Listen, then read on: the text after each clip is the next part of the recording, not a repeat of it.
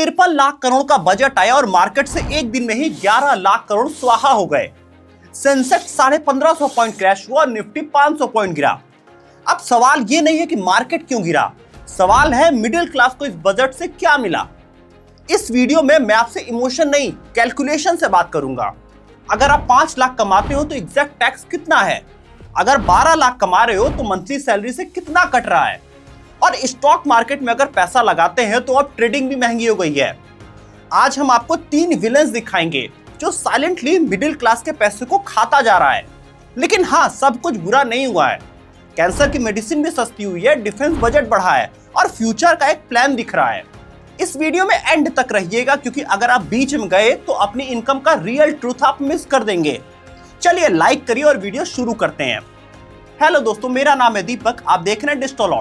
तो अगर आप 12 लाख कमाते हो तो हर महीने 5000 सीधा आपके टैक्स में से पैसा कट रहा है। यही है पहला विलेन। और बजट 2026 में इसमें कोई रिलीफ नहीं दिया गया है।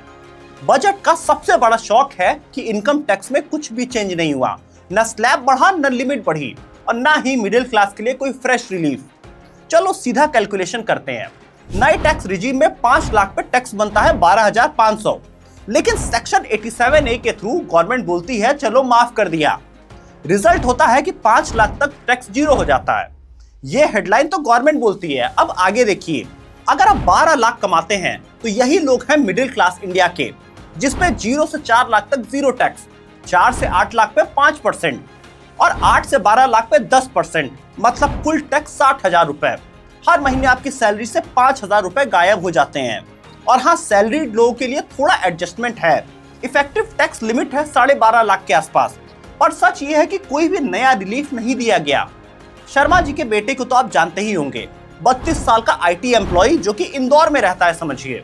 अब बजट 2026 में उसका भी बजट बिगड़ रहा है, क्योंकि अगर उसकी 12 लाख सैलरी है तो एक्सपेंसेस सुनिए, 15,000 रेंट में चला गया, 8,000 ग्रोसरी, 5,000 का पेट्रोल और नेट फोन बिल मिला के 3,000, कुल मिला के 31,000 पर महीना। साथ में टैक्स जोड़ दीजिए। अब सेविंग, मेडिकल इमरजेंसी, पेरेंट्स और फ्यूचर, इसका कोई अता पता नहीं। शर्मा जी के बेटे को बजट 2026 ने बोला कि अब एडजस्ट करो। और अगर आप 24 लाख कमाते हैं तो कैलकुलेशन बिल्कुल बदल जाती है।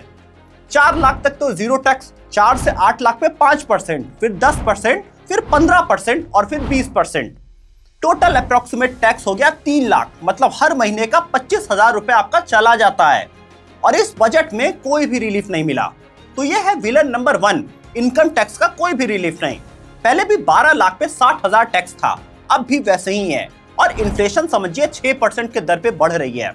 पेट्रोल 100 के ऊपर जा रहा है और ग्रोसरीज महंगी हो रही है, लेकिन टैक्स वैसे का वैसे ही है।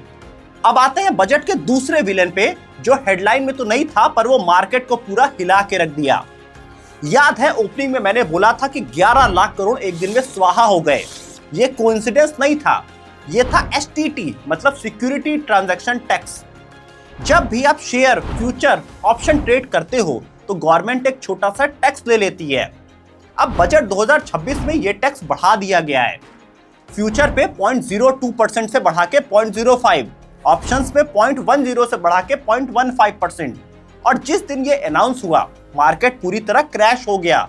11 लाख करोड़ ट्रेडर्स के स्वाहा हो गए। सुनने में छोटा लगता है पर इसका इंपैक्ट काफी बड़ा है। 1 लाख का ट्रेड, जिसमें पहले STT था 20, अब बढ़ के हो गया 50। अगर आप डे ट्रेडर हैं और आप 10 ट्रेड डेली करते हैं तो 300 रुपए एक्स्ट्रा। मंथली हो गया 6,000 और ईयरली हो गया 72,000 रुपए सिर्फ STT। सेबी का डेटा बोलता है कि 90% रिटेल ट्रेडर ऑलरेडी लॉस में हैं। मतलब पहले से ही 90% लोग हार रहे हैं ट्रेडिंग में, और अब गवर्नमेंट टैक्स बढ़ा रही है। गवर्नमेंट का लॉजिक है स्पेकुलेशन कम करो, लोगों को प्रोटेक्ट करो। पर सच ये है, जो लोग ऑलरेडी इन्फॉर्म्ड हैं उन पे भी पेनल्टी लग रही है। बजट डे पे सेंसेक्स 1550 पॉइंट गिरा और निफ्टी 500, मतलब मार्केट ने सीधा सिग्नल दिया। यही था विलेन नंबर 2, STT, जो कि बढ़ गया है। फ्यूचर्स पे 2.5 गुना बढ़ा है और ऑप्शन पे 50%। ट्रेडिंग महंगा हो गया है और मार्केट ने तुरंत इसका निगेटिव रिएक्शन भी दिया। बजट का तीसरा बड़ा विलन है FD में 7% इंटरेस्ट है, लेकिन हाथ में आता है सिर्फ 4.9%, बाकी का टैक्स खा जाता है। और बजट 2026 में इसमें कोई रिलीफ नहीं मिला है। तीसरा विलन सबसे साइलेंट और सबसे क्रूएल है, fix deposit tax. 10 lakh FD पे इंटरेस्ट 7% होता है, मतलब समझ लीजिए 70,000 रुपए।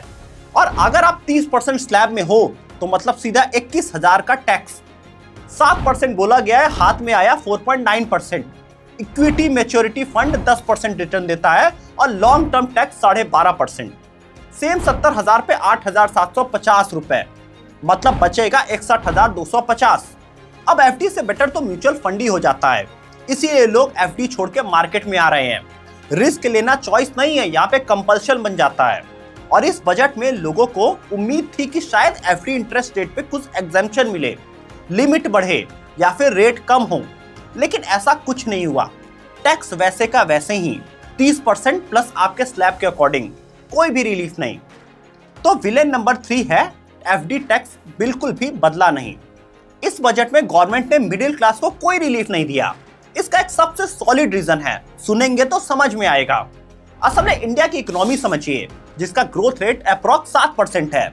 यहाँ गवर्नमेंट को लगता है कि ऑलमोस्ट स्टेबिलिटी है और इसीलिए गवर्नमेंट का फोकस है फिजिकल डिसिप्लिन बनाना। फिस्कल डेफिसिट इस साल था 4.4% जीडीपी का और गवर्नमेंट का टारगेट है इसको घटा के अगले साल तक 4.3% ऑफ जीडीपी पे ले आना। मतलब गवर्नमेंट देश पे बढ़ते कर्ज को समझ तो रही है और चाहती है कि ये डेट कंट्रोल में भी लाया जाए। अगर गवर्नमेंट ने टैक्स रिलीफ दिया होता तो रेवेन्यू 50,000 से 1 लाख करोड़ तक कम हो जाता और फिर गवर्नमेंट का नेक्स्ट ईयर फिजिकल डेफिसिट बढ़ जाता और स्पेंडिंग कट करनी पड़ती या फिर लोन लेना पड़ता। इसीलिए गवर्नमेंट ने डिसाइड किया कि अभी टैक्स रिलीफ नहीं देंगे, फिजिकल डिसिप्लिन मेंटेन करेंगे। गवर्नमेंट का फोकस शॉर्ट टर्म रिलीफ नहीं यहाँ पे है, लॉन्ग टर्म ग्रोथ में है।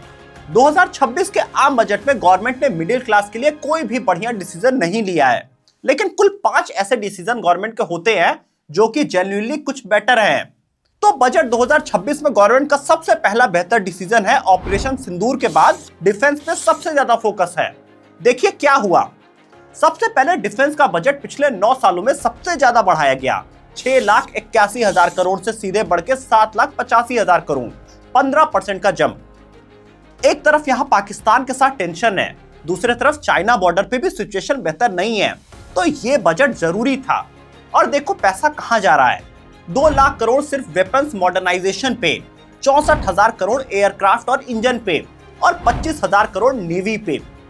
आर्म फोर्सेस को सीरियसली अपग्रेडेशन किया जा रहा है। नेशनल सिक्योरिटी कॉम्प्रोमाइज नहीं कर सकते हैं हम, इसलिए ये खर्च बेहद जरूरी था। सरकार का दूसरा सबसे बेहतर खर्च है कैंसर की 17 मेडिसिन पे गवर्नमेंट ने ड्यूटी फ्री किया है। 2 लाख करोड़ की मेडिसिन पे 10,000 बचेंगे, प्लस 7 रेयर डिजीजेस पे भी गवर्नमेंट ने पैसे कम किए हैं। बजट 2025 का तीसरा सबसे बेहतर डिसीजन है इंफ्रास्ट्रक्चर पे 12.5 लाख करोड़ का खर्च। इसमें 7 हाई स्पीड रेल कॉरिडोर बनाए जाएंगे, मुंबई से पुणे, दिल्ली और वाराणसी। साथ ही टायर 2 और टायर 3 सिटीज में भी कंस्ट्रक्शन, मेंटेनेंस और जॉब क्रिएशन पे गवर्नमेंट ने बोला है काम करने को। सरकार का चौथा सबसे बेहतर डिसीजन है इस बजट में सेमीकंडक्टर पे खर्च करना। गवर्नमेंट ISM 2.0 मतलब इंडिया अब खुद के चिप्स मैन्युफैक्चर करेगा। चाइना ताइवान पे डिपेंडेंसी भारत की इससे कम हो सकती है। रेयर अर्थ कॉरिडोर भी बन रहा है।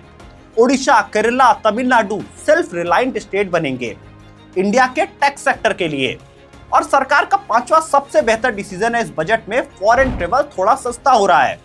TCS 5% से घटा के 2% हो गया। मतलब अगर आप अपने अगले टूर पे 10 लाख का खर्चा करते हैं तो 30,000 कम ब्लॉक होगा।